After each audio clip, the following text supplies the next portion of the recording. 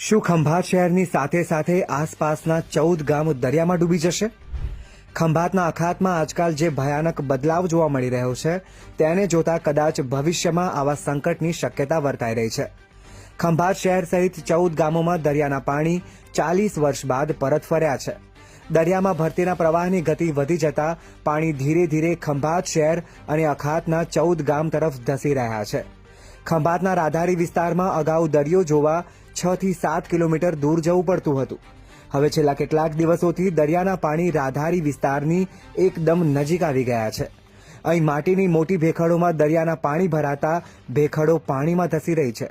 એટલું જ નહીં, ધીરે ધીરે અખાતના ગામડાઓ તરફ ધસી રહેલા પાણીથી આ ગામોમાં જમીન ધોવાણનો પણ ખતરો ઊભો થયો છે.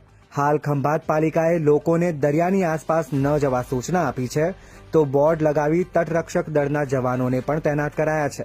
જો કે આ બદલાવ માટે દરિયાઈ સપાટીના વધતા તાપમાનને મુખ્ય પરિબળ ગણવામાં આવ્યું છે. વર્ષ 1860 અને 2020માં પણ કચ્છના અખાત, ખંભાતના અખાત અને સૌરાષ્ટ્રની દરિયાઈ સપાટીના તાપમાનમાં વધારો જોવા મળ્યો હતો, જ્યાં ખંભાતના અખાતમાં 1.5 ડિગ્રીનો વધારો થયો હતો. ત્યારે તમારું શું માનવું છે? દરિયામાં જોવા મળી રહેલી આવી ગંભીર હિલચાલ માટે બીજા કયા પરિબળો જવાબદાર હોઈ શકે? અમને કોમેન્ટમાં જણાવજો.